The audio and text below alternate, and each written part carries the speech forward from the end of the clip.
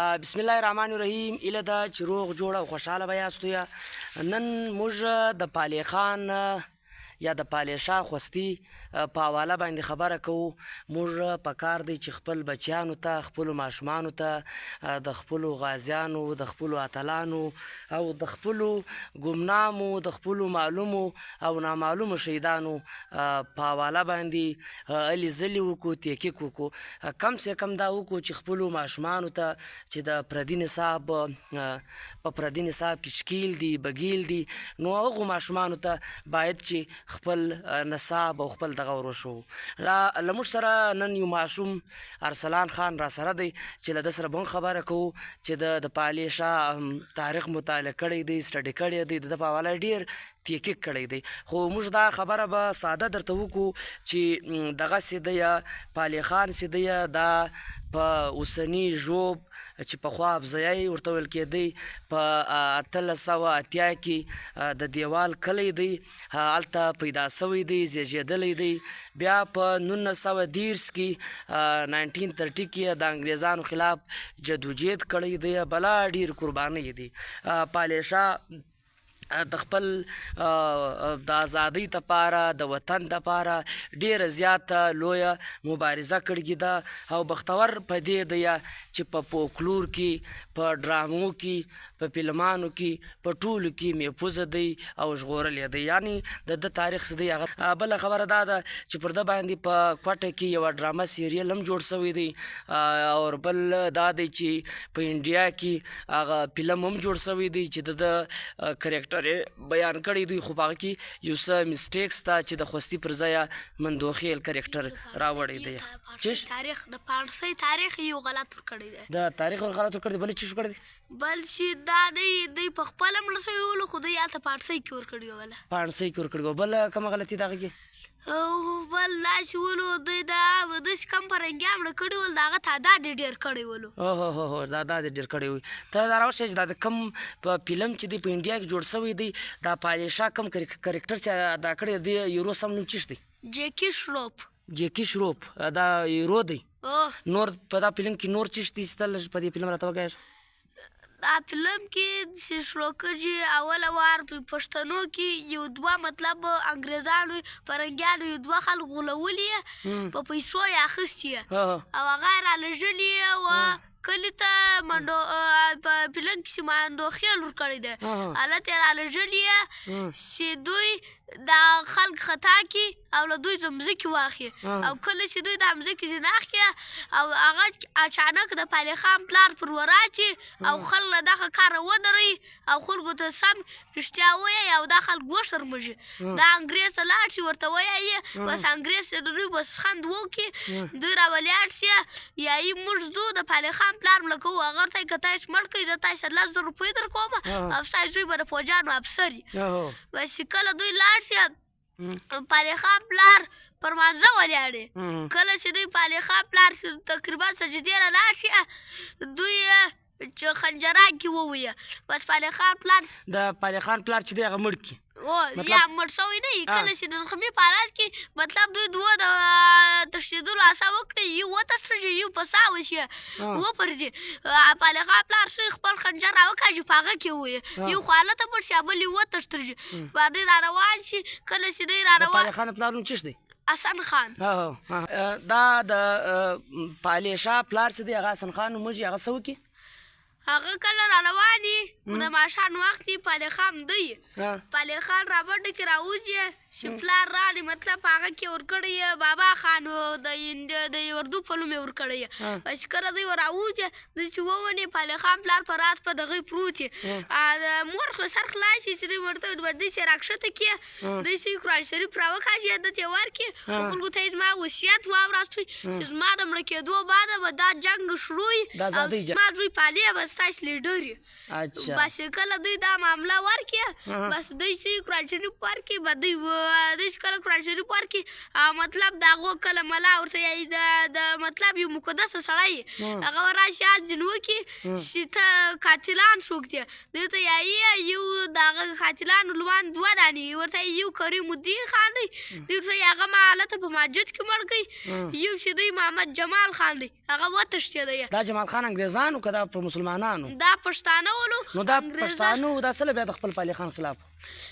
هغه انګریزانو واخیستل په پیسو باندې مطلب دوی جاسوسانو د وطن غداري کوله ملګرو مخته پر دې ځو چې دا خو د فلم کهاني وه چې تر ډېره پورې په دا کې مسټیک هم شته خو اصل خبره دا ده چې دوی د خوستي قبیلې زه و خوستیان چې دي هغه په اصل کې سید دي او دا د سیدو یوه قبیله ده د پر د دغه چې و د انګریزانو کوم انفراسټرکچر سي و د دوی کوم ریلوه سي وه یا د دوی کوم نور شیان سي و پر دې باندې دوی بار بار اټیکس کول بار بار حملې کولې دغه حملې چې وې دغه چې و فرنګیان ډېر زیات ستړی کړي وو دغه که موږ دا خبره وکړو چې د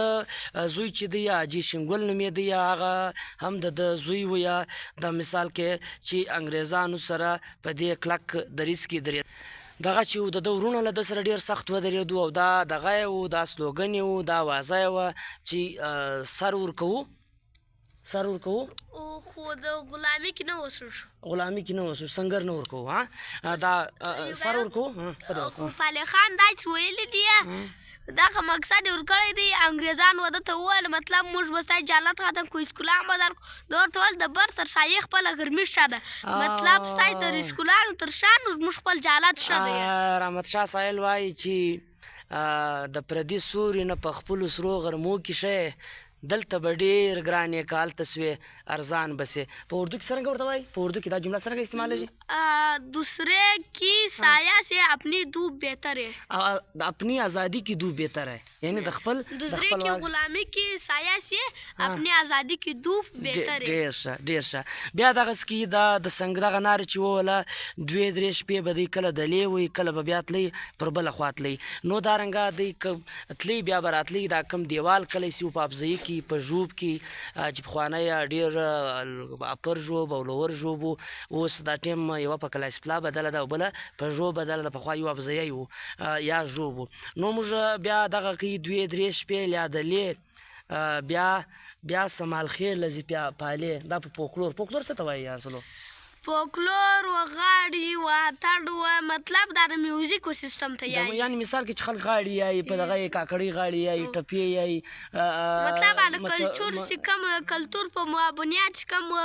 غاړې شان ورشوي وي لکه بدله لکه اوس دلته دا یایي 2-3 شپې لیادلې بیا سمال خیر لځي پیالې سمال خیر بیا کلی دی له خپل دیوال کلی ځي سمال خیر کلي ته ځي بیا یې بله دغه دی پالې مرګی نه دی مرګی نسته بې وعدې پالې دیوال به راځي دیوال چېرته وایي دیوال د پالي خان یو کلی و دی د هغه نوم دیوال و یعنې که مطلب کار ځای له لاړ شي دیواله به خامخا راځي مرګ په خپله ورځ راځي مرګ بې نیټ نه راځي مرګ چې دی هر چا خپله ورځ لیکلې ده او بیا یې مخته ویل دي زه به تار ورکړم د پیکي که پالې خوستی راځي زه به تار ورکم د پیکي دا زنانو به تار ورکوي چې نه دا د امانت در سره یوسه یا دغه در سره یوسه نرګوسه چې وه دا د پالې خان خوستي خور وه څنګه خور وه دا یې خور وه دا یې سردار سیپو خان ته ورکړي وه تاریخ دا لیکي چې بیا دا لاړه بارنس هغه ټیم پلوکټیکل ایجنټ و د هغه سره یې مرکه مطلب دی راوسته بیا د هغو سره دغه وکله دوی ډېر ستړي سو چې د مرګ پلان جوړ کړي خو بیا د پالي خان سره مرکه وکړه او پالي خان یې بیا رایله کړه پالي خان دا مرکه وکړه موږ دا وویل چې پالي خان په دې بختور دی چې فلم ډرامه په غاړه په ټپه او په غزلو په بانډاري غزلو کې په ټولو کې موجوده دی چې نن د ارسلان غوندې ځوانان هم له دې تاریخ خبر دي پر ده باندې کتابونه ډرامو کې هم دغه سوی دی چې په کوټې یوه ډرامه ده چې په 14 اپیسوډ کې ده پر هغه هم دا کار سوی دی او پالي شاه فلم دی یا د هیرو نوم چېرته ارسلو جیکی شروف جیکی شروف او بله کتنه کیب ته څوک ده نجلۍ شکتی کپور شکتی کپور هغه بیا شکتی کپور کوم کردار ادا کړی دی هیروین غا د هیروین غو نوم یې چیشته د فعالیت هغه کې زلیخا زلیخا کرکټر دی د ارسلان تاسو درو شو چې دا فلم دی خامخا وګورئ خیر دی سو مسایل باوجود دا بختوره خبر ده چې دی د انګریزانو په یادښتونو کې د انګریزانو کوم ریکارډونه سي دي په هغې کې کوم کانفیډنشل رپورټس یو دوی به هغه رپورټ په هغه رپورټ کې هم د فعالیت ذکر سته کانفیډنشل رپورټ دا و چې انګریزانو به کوم د دوی دسیسې سوې کوم د دوی سازشونه سي وو هغه به دوی لیکل وروسته بیا هغه ریکارډونه بیا چاپ کړل خلکو ته بیا ویلې چې دا ټیک ټیک موږ دا رنګه وکړل دا رنګه وکړل مخ ته بیا ځو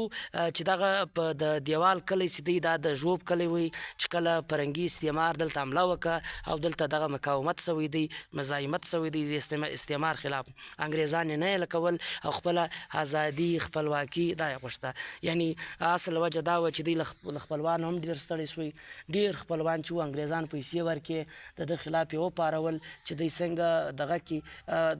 د خپلو خلکو دوی څرنګه ستړی کوي ارسلو په دا باندې لږ خبر ورته وکړه ګران کوتونګ مطلب خلکو به کرسنه کله بیا نه یې لکاوي مطلب ته ولید د انګریزان سره جنګه بیا سهار موږ کې فساوی مطلب په دا کیسه کې ته خو جنګېدلی شي خو سهار مړ کېدو بعد به موږ فساو شو کله به بیا پر مطلب نن سبا څنګه کړي پر جایدادي شي بیا ورسره دغه کله مطلب یو رنګ یې بانه جوړوله چې دوی فساو کړي او ستړی یې کړي نو خپلوانو ډېر زیات ستړی کوي بیا دغه چې و د په دیوال کلي کې د ده ورونه چې و چې په فوکلور په ټپو په غاړو کې ذکر سته ورونه کټا خان وي صوبا خان وي باز خان وي مهربان وي نیک محمد وي نور داسې نومونه راغلي دي چې دوی به چې کله پر انګریزانو حمله وکړه بیا به علاقه غیر ته لاړو یعنی پر علاقه غیر څه ته وایي ارسلو چې داسې ځای وي چاته نه معلوم مطلب غیر علاقه چې په علاقه یو په دا مطلب چې دا رنګه ځای وي چې په یو علاقه یو په یو شي کې نه اسمار نه موږ دا ویلی سو چې ده به کله په ژوب کې حمله وکړه بیا به دوی بلې علاقې له لاړې هغه بله علاقه ته غیر علاقه یایي مطلب یې دا ولو چې بلې علاقې ته لاړ شي هغه ته غیر علاقه یایي ډېره مننه بیا دغسې کې غیر علاقې ته دوی تللی راتلی او انګریزان ورځ په ورځ د ده خلاف مقاومت ډېراوه مزاحمت ډېرېده د چې به لاړی یا افغانستان ته یا به وزیرستان ته لاړی او له هاخوا به بیا چې به ماحول سازګاره سوی دی به بیا رالی پر دیوال کلي باندې پر ګوسه باندې یا پر توی باندې دلته به حملې کولې په ژوب کې او دغه ریل ګاډي چیش کله چې به دوی رالو مطلب دا چې چانس به پیدا تلو دوی به خبر شو چې د انګریزانو له یو افسر مطلب یو سازش کوي په لیر ګاډي کې را روان او دوی به دا چمک پر لیر ګاډي به او بل چې دا ولو د انګریزانو ته د وسلې نه پرېږدلې کله چې په وسلې را روان وي د به لاره نیوله همیشه به سر جنګېدی او وسلې به خپل لاسته راوړلې ډېره مننه دغسې کې چې افغانستان ته به تللی بیا به راتلی بیا به غیر علاقه چې ورته ټکی کارول سوی دی هلته به لاړی بیا به رالی برته بیا پر انګریزانو حمله وکړه ما تاسو ته وویل چې ګوسه تر ژوب رالوړه یوه علاقه ده د کلاسي پلا په لور چې راځي دلته بیا دغه وکړو بیا یو افسر هلته ده حمله وکړه پر ګوسه باندې هلته یو افسر و چیش نومېدو پولیټیکل ایجنټ رابرټ نومېدو دوی چې کله حمله پر وکړله مطلب هغه یې په هغه جنګ کې مړ کړی هغه یې په هغه جنګ کې مړ کړي دا رنګه تاوانونه ورسول بیا په افغانستان ته تللی او بیا دوی وزیرستان ته لاړی وزیرستان کې کلی برملا خان و هلته یو ملا و چې مسله جنګېدو دغه ملا سره شهید ملا خان سره دوی چې و ملګری سو په هغه ټیم کې د خوشحالۍ خبره دا ده چې فقیر پي میرزا خان فقیر پي ته خبر کولی چې فقیر پي څوک و په وزیرستان کې جنګ کولو د انګریزانو خلاف هغه ټیم چې کله دلته پالي خان دلته په ژوب کې جنګ کولو فقیر پي چې وایي هغه هلته جنګ کوي نو هغه ټیم فقیر پي په وزیرستان کې جنګ کوي او دلته به پالي خان جنګ کوي لکه اوس نیت یې وي دواړه پښتانه پښتون افغان وو دواړه پښتانه وو دواړه د یوه وطن وو بیا چې دوی وزیرستان چې دی هغه ژوب ته ډېر نږدې دی پرې لارې چې ځې د دانسر په لاره دا ډېر اوږد دی دلته د ژوب لاره کې ډېر دغه دی نو دواړه پښتانه وو لکه اوس منظور پښتون په وزیرستان کې راپورته سوی دی په کوټه کې هم خلک راپورته سوي دي په ژوب کې هم خلک راپورته سوي دي بلکل همدغسې کیسو هغه مسلح جنګ وي هغه سیاسي جنګ دی لغه سره بعد د رزمک په جنګ کې رزمک چیرې دی رزمک په وزیرستان کې دی وزیرستان کې یو ځای دی رزمک دا د رزمک په نوم یادېږي هغه کې ډېر زورور جنګ سوی دی دا ملاخان شهید ملاخان جنګ کړی دی او دا شهید داسې دی انګریزان یې ډېر مجبوره کړي دي که نه نو په کاکړي غاړه کې د پالي خان ډیر زیات ذکر راځي د ده ورور کټا ویه کټا پړانګ پالي زمری پاس پر دیوال ولي ګورګی دیوال ګورګی چی ته وایي ګورګی و هغه ټیم فرنګي ته ویل کېدی فرنګي ته دیوال دلته پاس پر دیوال ولي ګورګی د ګورګی خو هغه ټیم فرنګي ته ویل کېدی او دیوال خو یې د ده د کلي نو مطلب د دیوال نږدې دی فرنګی ولیه تور پټکی کټا پکښې هغه څرنګه غاړه ورازغیره سوه دغسې کې تور کټکی پټا پکښې د بم ګولۍ ولي پالې یعنې پالې خو دې وایه وایي خود به تښتي پرنګیان چې نوم یې واوري پالې خان او ډېر اعلی خود به تښتي پرنګیان چې نوم یې واوري پالې خان بیا وایي د بازار نیالۍ په سرې دلته خیرات کړي پالې بیا خلکو یې سره بدلي کړي دي نو دغه و بیا داسې څه و چې یو سړي ناول لیکلی و په ناول کې د سړي دومره ښولی سي ګوشنندن په 1800 دا فلم چې دی دا په 1800 ستاسو په ژبه کې بیا وایو ستاسو ژبه نه زموږ په پښتو ژبه کې په 1886 کې یا په 1800 پر پالي خان یو ناول لیکلی و ګوشننده چې و هغه په دغه لیکلی و دا بریټیش بلوچستان چې ته وایي بریټیش بلوچستان کله چې مونږ کله په افغانستان ګډولو هغه ټیم په افغانستان باندې مطلب یو بدرن یو دغه راغلی داسې اوس و چې مثال کې ساده به ویایو چې دا زموږ داسې علمي علاقې چې دي دا موږ اوس پراته یو دا بلوچستان کې پښتانه پراته دي د دغو پښتانو ځینې علاقې راجلا کې ګندمک مایده یا دغه مایدې هغه انګریزان راجلا کې ډیوایډ ان رول تقسیم یې کړو دا علاقې چې راجلا کې دغه علاقې ته د بریټیش بلوچستان نوم ورکوي نو ژوب چې دی هغه ټیم د بریټیش بلوچستان غوي یعنی بریټیش بلوچستان بریټیش مطلب بریټیش چې بر ځای لاړو چې ځای بیا قبضه کوي له هغه سره بیا خپل نوم ولګاوئ